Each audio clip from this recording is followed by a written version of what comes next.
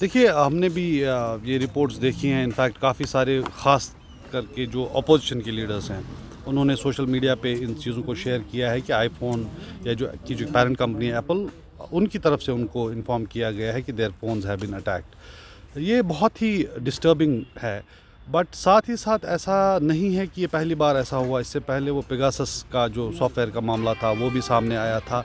तो सर्विलेंस ख़ुसूसन उन लोगों पे कि जो सरकार से बाहर हैं या सरकार के मुखालिफ हैं पॉलिटिकली, उन पे ये होता रहा है। अब इतना बड़ा मामला है, इसका जो जितने सारे लीडर्स ने ये क्लेम किया है कि उनको इंटीमेशन मिला है, ये बहुत ही डिस्टर्बिंग है।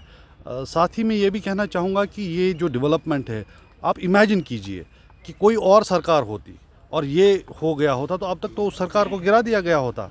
लेकिन प्रॉब्लम ये है कि जो हमारे यहाँ इंस्टीट्यूशंस हैं, जो कि चेक्स एंड बैलेंसेस रखते हैं, वो कहीं ना कहीं इनइफेक्टिव हैं। वो अपना शायद काम पूरी तरह से नहीं कर पा रहे हैं, इसीलिए एक इम्प्यूनिटी मिली हुई है इस सरकार को।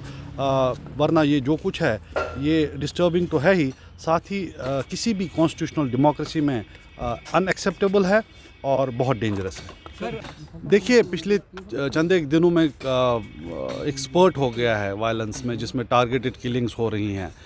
हम इनकी पुरजोर अल्फाज में मजम्मत करते हैं। We condemn these are acts of cowardice and हमारी तमाम तर जो सिंपथीज़ हैं वो अफेक्टेड फैमिलीज़ के साथ हैं और हमारी दुआएं उनके साथ हैं।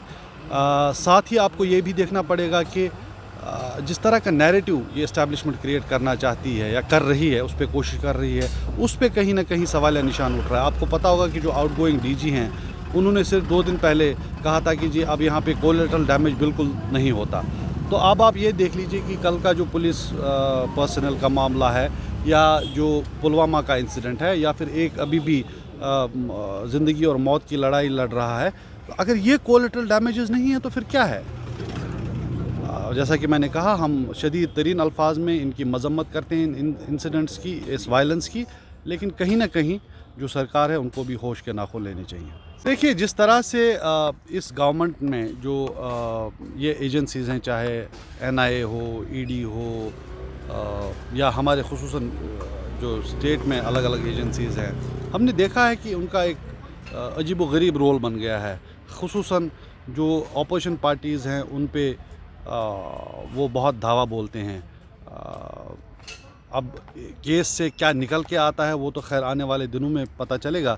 लेकिन बहसियत एक पॉलिसी की अगर हम एनालाइज़ करें, जिस तरह की डेवलपमेंट्स हुई हैं ओवर लास्ट सेवरल ईयर्स, तो इन एजेंसीज़ को गवर्नमेंट की तरफ से वेपनाइज़ किया गया है, किसी भी तरह की डिसेंट के ख़िलाफ़, किसी भी तरह के पॉलिटिकल अपोजिशन के ख़िलाफ़।